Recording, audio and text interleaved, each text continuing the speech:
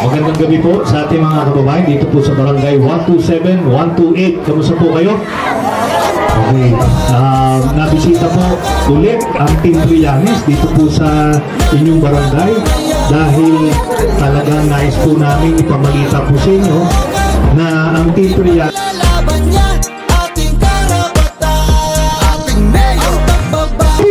dito po sa mga taga-Caloocan, hindi po sa Caloocan nagpapagamot, bagkus sa Maynila.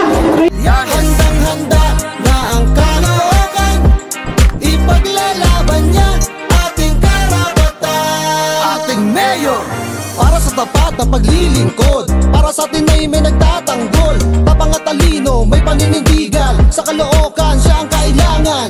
Antonio Sanet Trillanes, para sa pagbabago. Antonio Sanet Trillanes, siya ang mayor ko. Para sa permanenteng benepisyo, mas uunlad pa ang ating lungsod. Tuwing na daan, merong paraan. Sanet Trillanes ang kailangan. Idolo ng masa at para sa masa, makadiyos, makatao ang pag-asa. Para sa makabagong Caloocan, Sanet Trillanes ang kailangan. Ang pagbabago sa Caloocan, ngayon makakamtan na ng mamamayan. Sanet Trillanes, handang-handa na ang Caloocan, ipaglalaban niya ating karapatan. Ating mayor, ang pagbabago sa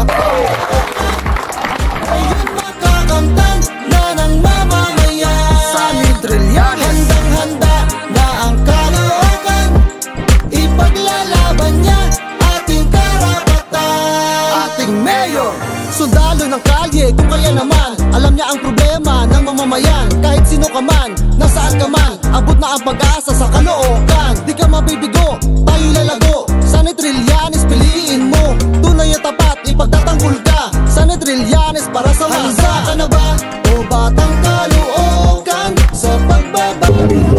ngayon po, gusto naman sa mga estudyante ng UCC, bibigyan po natin ng 2,000 pesos tax allowance. Para po sa kayo. Wala po namin yan. Kahit saan pulo kami pumunta ng Caloocan. Hindi na, nung naboto na sila, wala na. Sanet Trillanes, handang-handa na ang Caloocan, ipaglalaban niya ating karapatan. Ating mayor, ang pagbabago sa Caloocan, ngayon makakamtan na ng mamamayan. Sanet Trillanes, handang-handa. Ngayon po, bukod pa yan, tutugunan din po natin yung ibang problema ng Caloocan.